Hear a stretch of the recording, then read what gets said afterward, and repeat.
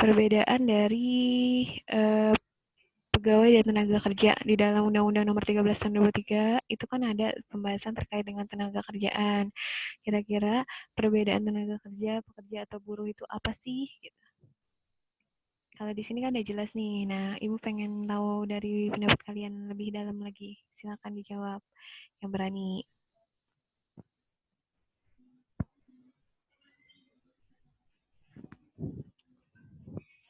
Ayo, siapa yang mau jawab? Septia deh, boleh Septia. Ayo, Sep. Kalau tenaga kerja, orang yang menghasilkan barang untuk menghidupi setiap kebutuhan individunya. Kalau pekerja itu orang yang bekerja tetapi mendapatkan upah lebih. Ya gak sih, Bu? Saya deg-degan. Kayak di kelas aja biasa. Ya, deg-degan. Benar. Jelas ya perbedaannya. Jadi istilah tenaga kerja itu pasti orang yang dia butuh uang, butuh barang, butuh jasa, butuh penghasilan buat menghidupin kehidupan dia sendiri, individu khususnya ya. Tapi kalau pekerja buruh itu sebenarnya bagian dari tenaga kerja.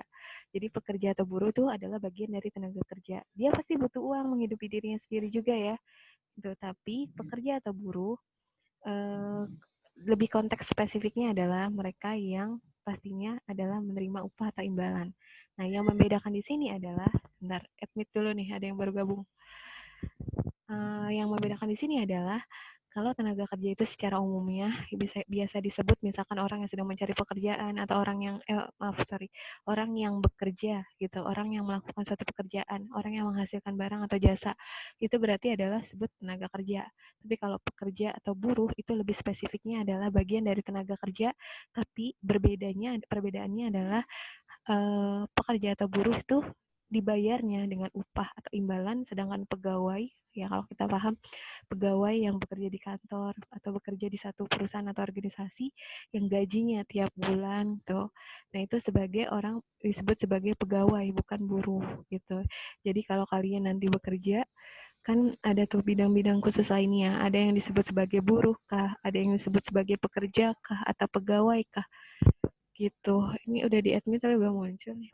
Oke, seperti itu ya. Tapi good buat Setia yang udah berani jawab, nggak usah deg-degan gitu. Pendapat itu nggak ada yang salah dan nggak ada yang benar kayak gitu. Jadi semuanya itu pendapat kalian gitu, harus di ini ya, maksudnya harus diterima juga untuk yang lainnya.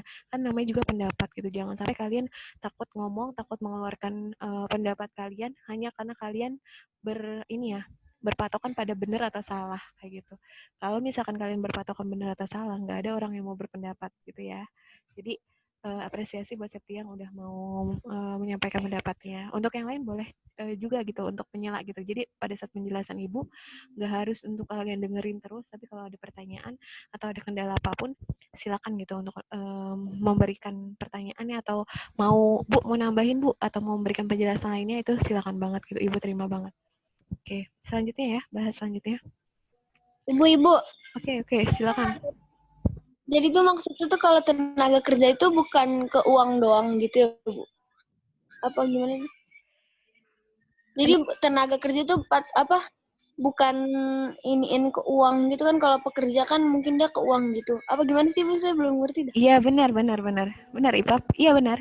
Kan di sini ya, di dalam slide-nya, setiap orang yang mampu melakukan pekerjaan guna menghasilkan barang atau jasa gitu untuk menghidupi kebutuhan individu atau masyarakat gitu ya kan, guna menghasilkan barang atau jasa untuk menghidupi kebutuhan individu atau masyarakat. Nah, kalau kalian lihat penjual-penjual itu disebut pekerja juga nggak ya? Penjual yang misalkan di orang-orang yang dagang di luar sana di pinggir jalan, dia disebut tenaga kerja bukan? Bukan. Bukannya karena apa? Nah, kan dia nerima upah. Nerima uang. Nggak tahu. Berarti masih bingung ya? Tunggu ya. Gini, konteksnya adalah tenaga kerja siapapun yang sedang menghasilkan barang atau jasa. Dia kan menghasilkan barang ya, penjual juga. Nah, atau misalkan ini Kalau jasa itu misalkan tukang pos, tukang JNE yang nganterin kalian pakai Shopee dan sebagainya. Nah, dia kan konteksnya adalah dia memberikan jasa, menghasilkan jasa, gitu kan. Lalu kalau misalkan orangnya dagang, menghasilkan barang, gitu kan, untuk menghidupi siapa? Menghidupi individu atau masyarakat atau keluarganya dan sebagainya. Nah, itu konteksnya adalah disebut tenaga kerja. Jadi orang-orang yang kalau dia mencari penghasilan, atau dia menghasilkan barang, menjual barang, atau dia menjual jasa, dia adalah disebut tenaga kerja, gitu. Tapi konteksnya, kalau dalam satu organisasi atau satu perusahaan, dia nggak masuk ke dalam satu perusahaan atau organisasi tersebut. Karena konteksnya, dia orang yang tenaga kerja yang menghasilkan barang atau jasa tersebut. Tapi dia tidak terkait dengan menerima upah atau imbalan. Nah, kalau yang terkait dengan menerima upah atau imbalan, disebutnya adalah pekerja atau buruh atau pegawai yang misalkan bekerja di kantor. Karena dia di dalam satu organisasi yang mengatur semua terkait dengan aturan-aturan pekerjaan mereka. Tapi kalau misalkan orang yang jualan gitu di jalan, di pinggir jalan, orang yang ini ya kayak misalkan jasa potong rambut gitu ya, salon dan sebagainya, dia kan Kerja sendiri ya, Bu? dia nggak dikasih dia nggak menerima upah dari perusahaan gitu ya, dia bekerja sendiri dan berdiri sendiri, betul. Nah, makanya dia masih disebut tenaga kerja, tapi dia berbeda dengan pekerja atau buruh, karena dia nggak dalam satu organisasi atau satu perusahaan yang memberikan upah atau gaji. Kayak gitu ya. Tuh tadi Iva bagus pertanyaannya, jadi yang lain lebih, oh iya ya ternyata memang ada perbedaan di situ kayak gitu. Jadi tidak sama dengan pekerja. Oke.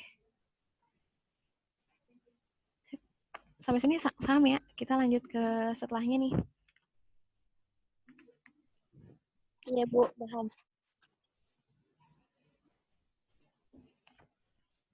Bentar. Oke. Nggak berpindah nih saya. Oke, tujuan administrasi kepegawaian. Nah, di buku LKS kalian tuh juga ada beberapa tujuan administrasi kepegawaian. Kenapa sih administrasi kepegawaian itu harus ada dalam satu perusahaan atau organisasi gitu. Coba kalian bayangin, kalau di perusahaan itu nggak ada yang ngatur tentang sumber daya manusianya. Kalau di perusahaan itu nggak ada yang ngatur tentang urusan kepegawaiannya. Jadi nanti kalau ada pegawai yang ingin cuti, ada pegawai yang ingin mutasi atau berpindah dari divisi A ke divisi B, ada pegawai yang misalkan hari itu juga izin sakit dan sebagainya, itu nggak ada yang ngurusin kayak gitu. Nah itu pasti nggak akan bisa berjalan dengan baik ya. Makanya butuh namanya bagian administrasi kepegawaian di dalam satu perusahaan. Nah, kalau di sini menurut Dr. Andes Smith Tatoa, MPA, di tahun 2010 disebutkan administrasi kepegawaian itu punya tujuan utama. Tujuannya apa? Untuk mengurusi segala sesuatu yang berhubungan dengan kepegawaian. Bu, di tadi kita bahasnya tentang kepegawaian. Hubungan dengan kepegawaian. Maksudnya apa sih hubungan dengan kepegawaian? Nih, ini ruang lingkup yang harus kalian pahami. Apa aja sih hubungan-hubungan kegiatan atau urusan-urusan yang kepegawaian? Urusan atau aktivitas kepegawaian itu salah satunya adalah tentang inventarisasi pegawai. Inventarisasi pegawai itu adalah tentang penyediaan pegawai di dalam satu formasi perusahaan. Misalkan di bagian keuangan itu butuh berapa pegawai sih kira-kira, di bagian sumber daya manusia yang ngurusin tentang pegawai-pegawai dalam satu perusahaan itu butuh